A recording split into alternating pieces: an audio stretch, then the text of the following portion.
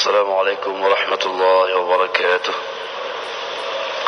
الحمد لله الذي بنعمته تتم الصالحات، الذي خلق سائر الكائنات، والصلاة والسلام على سيد السادات نبينا وحبيبنا محمد صلى الله عليه وسلم. اللهم لا علم لنا إلا ما علمتنا، اللهم علمنا ما ينفعنا وانفعنا بما علمتنا، إنك أنت العزيز الحكيم. اللهم اشرح لي صدري ويسر لي أمري واحلل عقدة من لساني يفقهوا قولي. ربي زدني علما وارزقني فهما. فقال تعالى في كتابه الكريم: أعوذ بالله من الشيطان الرجيم، بسم الله الرحمن الرحيم. يرفع الله الذين آمنوا منكم والذين أوتوا العلم درجات. Segala puji kepada Allah, salawat dan salam kepada baginda Rasulullah sallallahu alaihi wasallam, guru-guru kami, semua pendengar Radio Baitur Rahman dan Radio RRI dimanapun berada, dan jemaah yang selalu setia untuk melaksanakan salat subuh ini. Merupakan salat yang luar biasa, karena orang yang melaksanakan salat subuh berjamaah pasti dia melaksanakan salat yang lain berjamaah. Jadi oleh karena itu patutlah kita bersyukur kepada Allah Subhanahu wa taala, karena kehadiran kita ini adalah pertolongan Allah Subhanahu wa taala. Dalam doa kita, Allahumma a'inni ala dzikrika wa syukrika wa husni ibadatik. Ya Allah, bantulah kami untuk selalu bersyukur atas nikmat-Mu, untuk beribadah kepada Engkau, dan untuk selalu ingat nama-Mu dimanapun kami berada. Jemaah dirahmati Allah Subhanahu wa taala. Seorang ulama yang bernama Imam Sufyan Ats-Tsauri. Kalau kita berbicara Imam Sufyan Ats-Tsauri ini, kita akan teringat bagaimana perjuangan seorang ibu dalam mendidik seorang anak. Jadi jemaah dirahmati Allah, banyak anak-anak itu yang lahir dari keluarga yang tidak mampu, tetapi karena semangat seorang ibulah anak itu menjadi anak yang berhasil. Maka dalam kisah kehidupan Sufyan Ats-Tsauri ini, beliau tak bisa melupakan jasa seorang ibu. Jasa di mana beliau telah melahirkannya, telah membesarkannya, dan lebih-lebih lagi beliau telah menghadirkan Imam Sufyan Ats-Tsauri, seorang yang alim dengan segala perjuangan seorang ibu. Maka jemaah dirahmati Allah Subhanahu wa taala, disebutkan dalam kisah qad kana li ummi Sufyan atharun kabir.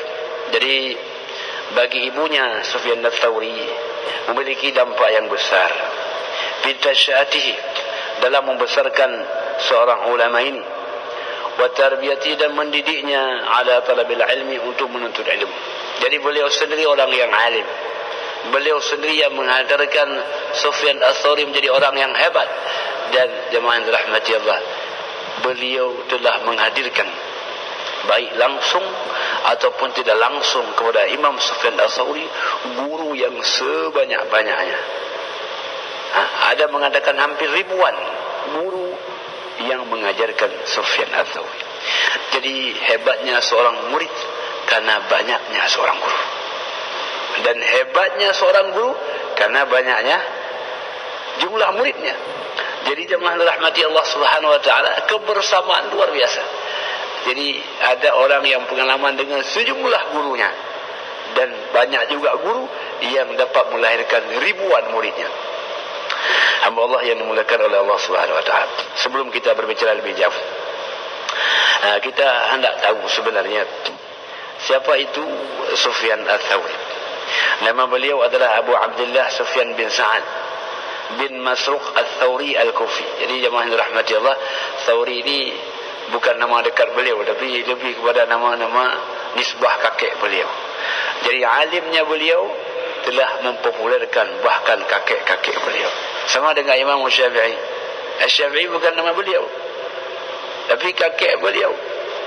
Dengan orang bisa alim, maka dia telah mempopulerkan bukan hanya namanya, tapi keturunannya, tapi juga kakeknya, tapi semua orang-orang yang ada di sekitarnya. Itulah fadilah ilmu.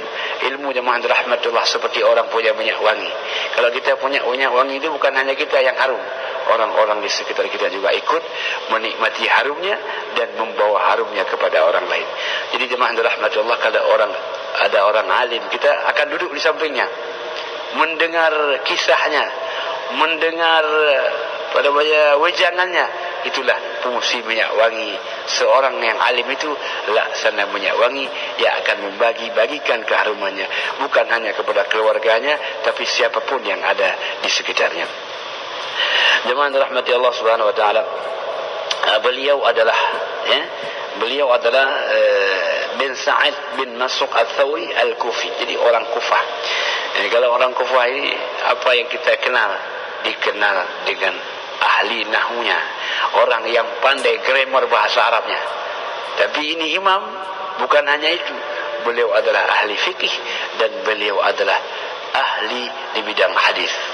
Maka banyak riwayat beliau nanti akan melahirkan sejumlah orang-orang yang hafal hadis berguru kepada Imam Al-Thawri. Jadi ini jemaah rahmati Allah, siapa itu Imam Al-Thawri. Maka Imam Al-Zahabi dalam kitabnya beliau mengatakan wa Syekhul Islam, orang gurunya, orang Islam, Al-Imam Al-Hafidh, orang yang menjadi penghafal. Apa yang beliau hafal? Hafal Al-Quran dan hafal hadis Nabi sallallahu alaihi wasallam. Jadi rindunya beliau kepada Nabi, menghafal hadis-hadisnya. Bayangkan jemaah rahmati Allah Subhanahu wa taala. Jadi orang yang menghafal hadis ini sebenarnya adalah orang yang bersama Nabi dalam kesehariannya. Kenapa? Ketika di ujung hadis kan, an Abi Hurairah radhiyallahu qala Rasulullah sallallahu alaihi wasallam. Setiap hari dia mengucapkan qala Rasulullah. Jadi seolah-olah nama Nabi selalu ada dalam ucapannya. Ya, makanya jemaah rahmati Allah, dulu ada guru saya mengatakan, saya senang kali untuk membaca hadis. Kenapa? Karena setiap membaca hadis menyebutkan nama baginda Rasulullah sallallahu alaihi wasallam. Banyak cara orang merindukan Nabi, banyak cara. Ada dengan berselawat, ada dengan baca hadisnya, ada dengan seperti Abdullah bin Umar, kemana-mana beliau berada, beliau selalu ingat ini tempat Nabi hadir di sini, di mana Nabi duduk di sini. Jadi banyak cara orang merindukan baginda Rasulullah sallallahu alaihi wasallam. Yang penting di hati kita ada nama baginda sallallahu alaihi wasallam. Jemaah rahmati Allah Subhanahu wa taala, dikatakan oleh Az-Zahabi sayyidul ulama al-amilin fi zamanihi. Pada zamannya inilah ulama yang alim yang mengamalkan ilmunya. Namanya Abu Abdullah Al-Thawri Al-Kufi Al-Mujtahid. Jadi beliau adalah seorang alim, seorang mujtahid, seorang yang mengarang kitab yang beliau karang namanya Al-Jami'. Banyak kitabnya, tapi yang populer, yang hebat, yang sering dikenang dan dikenal orang namanya Al-Jami'. Ya, kalau Imam Malik sering kita mengenal Al-Muwatta. Imam Syafi'i kita sering mengenal Ar-Risalah. Jadi imam-imam ini punya kitab yang istimewa. Semua kitab istimewa, tetapi yang paling sering diingat orang kitab masterpiece beliau namanya Al-Jami'. Sufyan bin Sa'id bin Masruq bin Habib bin Rafi' bin Abdullah bin Mawhibah bin Abi Abdullah bin Munaffir bin Nasr bin Harith bin Tha'labah bin Amir bin Mulkan bin Thawr bin Abdul Manat bin Ad bin Tabiqah bin Iyas bin Mudar bin Nazar. Jadi Masya Allah, silsilah beliau panjang. Kalau kita akan paling ingat setelah ayah kakek, habis itu nggak tahu lagi. Tapi dahulu orang-orang dahulu ingat sampai ke kakek-kakeknya itu, sehingga mereka berkumpul di sebuah keluarga besar. Jadi dibanding rahmati Allah Subhanahu wa taala, termasuklah namanya Abu Bakar As-Siddiq radhiyallahu anhu, orang yang hafal silsilah keluarga. Jadi beliau tahu fulan bin fulan bin fulan bin fulan, fulan bin fulan bin fulan bin fulan, sehingga satu rahim mereka itu tidak pernah akan putus. Sekarang kan banyak orang tidak kenal siapa keponakannya, Keponakan tidak kenal siapa pamannya. Kenapa? Karena jarangnya hubungan silaturahim. Dengan kesibukan kita, kadang-kadang kita tidak pernah sibuk untuk menyambungkan hubungan silaturahim kepada sesama kita. Tetapi jemaah rahmatullah, orang-orang dahulu itu sangat menguatkan hubungan silaturahim. Mereka kadang-kadang menghabiskan waktu tenaga untuk sekadar mendatangkan silaturahim kepada sesamanya. Jemaah rahmati Allah Subhanahu wa taala. Jadi ketika kita bicara seorang anak, tentu kita tak lupa mengenal siapa ayah. Karena anak lahirlah, karena ayah melahirkan seorang anak. Maka baginda sallallahu alaihi wasallam mengatakan, inna waladaka min kasbika. Anakmu adalah usahamu. Hebatnya Ats-Tsauri tidak akan lupa kehebatan akan ayahnya Ats-Tsauri. Siapa ayah beliau? Nah, jemaah rahmati Allah Subhanahu wa taala, Imam Ats-Tsauri adalah ayahnya Sa'id bin Masruq, Abu Sufyan bin Muhaddithi Al-Kufah As-Siqat. Rupanya ayahnya seorang ulama, seorang penghafal hadis, ahli hadis. Jadi biasa ayah itu nurun anak. Nah, kalau ayahnya ahli hadis, anaknya lebih kurang begitu juga. Kalau ayahnya ahli fikih, anaknya begitu. Karena yang setiap hari beliau dengar daripada ayahnya itu hadis. Kalau ayahnya penghafal Quran, anaknya juga begitu. Kenapa? Setiap hari beliau dengar. Ya? Jadi jemaah rahmati Allah, kita ini adalah fotokopi anak. Anak adalah fotokopi kita. Bagaimana kita, begitulah anak. Bagaimana anak, itulah kita yang sebenarnya. Jadi jemaah rahmati Allah, oleh karena itu kita tak bisa menyalahkan anak, karena anak adalah kita. Itu jemaah rahmati Allah, inilah namanya ayahnya Masruq. Beliau adalah ahli hadis yang dikenal dari Kufah As-Siqat, orang yang fiqh dalam meriwayatkan hadis. Jadi kesiqahannya, kepercayaannya dalam meriwayatkan hadis itu dikenang dan diakui oleh Ibnu Mu'in, oleh Abu Hatim, oleh Al-Ajari, oleh An-Nasa'i dan seterusnya. Jadi banyak ulama-ulama yang lain yang mengakui keterpercayaan periwayatan hadis daripada ayah Imam As-Sufyan Ats-Tsauri, namanya Sa'id bin Masruq. Hamba Allah yang dimuliakan oleh Allah Subhanahu wa taala. Jadi oleh karena itu kita patutlah bersyukur bila kita masih ada hidup kedua orang tua kita, yang mungkin beliau tidak alim, tapi beliau memberikan kita dorongan motivasi. Setiap orang tua itu pasti ingin anaknya lebih besar, lebih hebat dalam keilmuan dan sebagainya. Jadi itu poin yang pertama. Poin yang kedua, jemaah yang dirahmati Allah Subhanahu wa taala, beliau dalam kehidupannya, Imam Sufyan pernah mengenang bagaimana ucapan ibunya. Mungkin kita juga pernah mengenang ucapan ibu kita kepada kita, walaupun hanya sepotong kata. Apa kata ibunya? Wahai Sufyan, idhab fatlabil ilmi. Sufyan, tinggalkan rumah, tuntunlah engkau akan ilmu. Baik, mudah-mudah ilmu, enggak ada ajak berangkat, carilah ilmu. Sufyan, idhab fatlabil ilma, cari ilmu. Jadi jemaah rahmatullah, ini dorongan ibu. Hatta a'ulaka bima'azili, nanti apapun kebutuhanmu ibu akan sanggupi. Ibu tidak kaya secara harta, tapi ibu kaya akan jiwa. Apapun yang kau butuhkan, ibu akan mencari. Jadi memang jemaah rahmatullah, ucapan ibu ini memang ucapan yang didengar oleh Allah Subhanahu wa taala. Kata beliau, fa idza katabta 10 hadis, kalau kau sudah menulis 10 hadis, kau sudah menulis 10 hadis wahai Sufyan, jangan berhenti. Fanzur, ayo cari lagi, lihat lagi. Hal tajid fi nafsika ziyadah, mungkin punya lebih. 10 sudah ada, ayo cari lagi, mungkin ada lagi lebih, tulis lebihnya. Ilmu jangan pernah engkau merasa cukup. Harta jangan pernah kau merasa kurang. Ilmu jangan merasa cukup, harta jangan merasa kurang. Jadi kalau begitu apa namanya? Orang terus semangat mencari ilmu karena dia sudah merasa kaya harta. Tapi kalau dibalik, kaya harta merasa kurang, ilmu merasa cukup, ini orang tidak akan mau belajar. Ilmu jangan merasa cukup, harta jangan merasa kurang. Allah yang dimuliakan, kata beliau, kalau kau dapat lebih, tulislah kelebihannya. Jadi jemaah rahmatullah, fattabi'u, ikutilah Ikutilah terus sampai kau mendapat sebanyak-banyaknya ilmu itu, hadis itu, wahai anakku Sufyan Ats-Tsauri. Allah yang dimuliakan oleh Allah Subhanahu wa taala.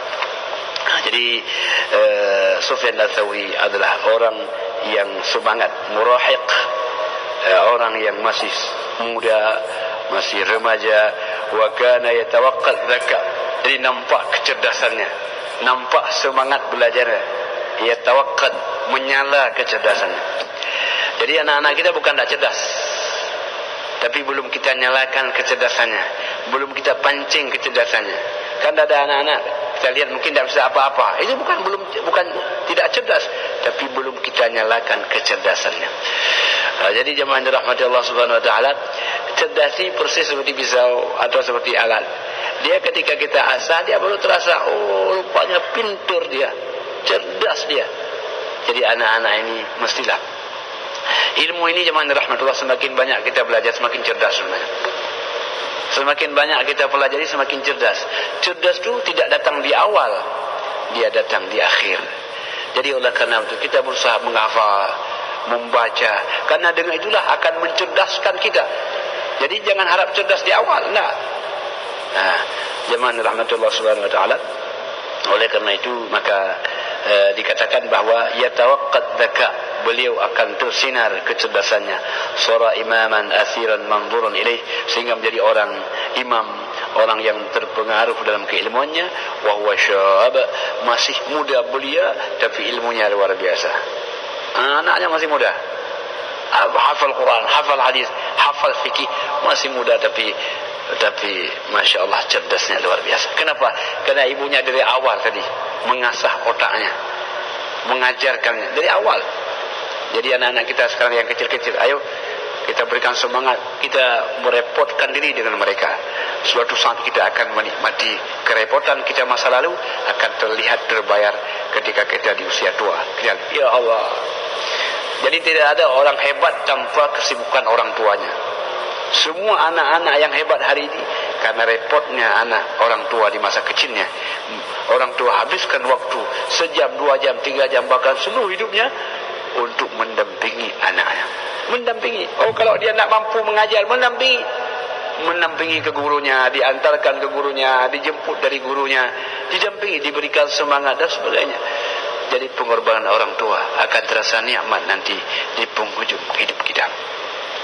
Allah yang dimuliakan oleh Allah Subhanahu wa taala, sami'a min Umar bin Murrah. Jadi maksudnya ini beliau belajar, berguru, menghafal hadis dari sejumlah guru.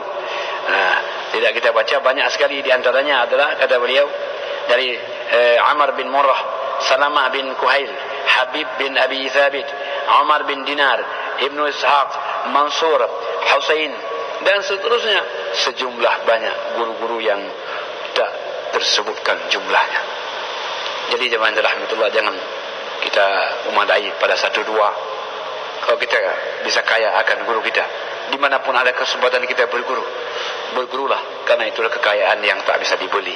Tak bisa kita beli, harus kita cari. Jadi jemaah rahmatullah, kalau beliau banyak gurunya, beliau juga nanti akan banyak muridnya. Siapa muridnya? Muridnya itu adalah Abu Hanifah, Imam Hanafi, itu murid daripada beliau.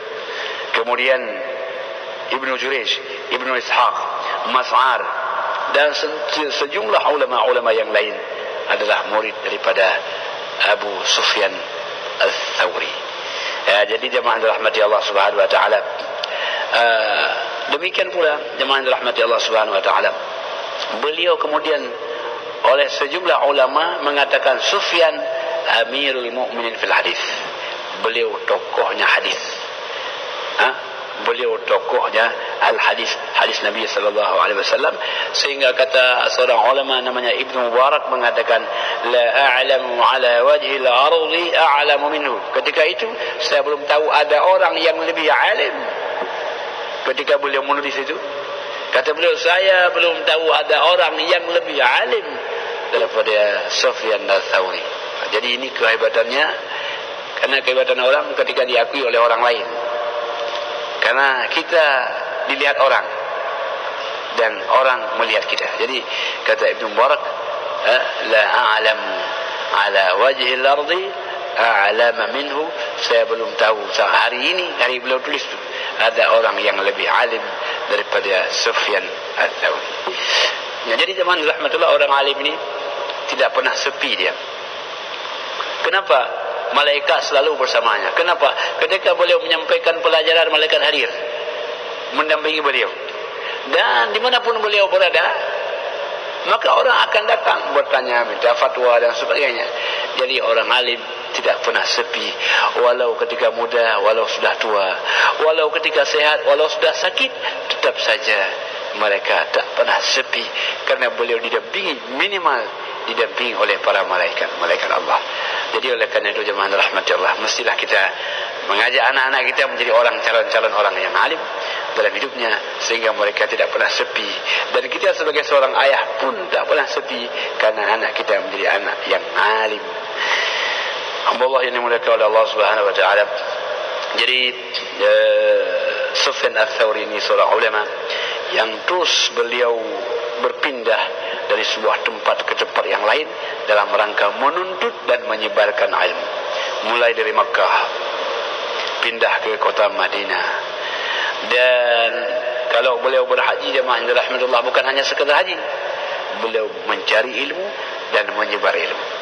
Kan banyak orang sambil berdagang menyampaikan ilmu, sambil berdagang menimba ilmu. Ini luar biasa.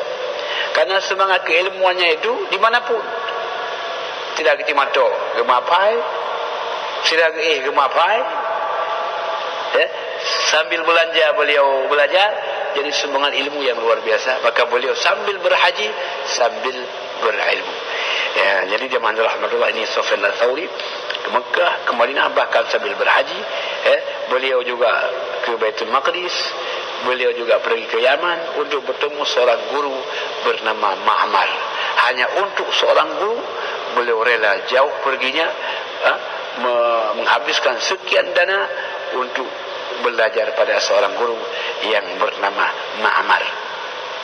Jadi jemaah rahmatullah, inilah semangat belajar daripada Sufyan Ats-Tsauri. Allah yang dimuliakan Allah Subhanahu wa taala, wa kana asfaruhu baina talabil ilmi wa tijarah. Jadi beliau ketika musafir antara menuntut ilmu dan berdagang, menuntut ilmu, menuntut ilmu, berdagang.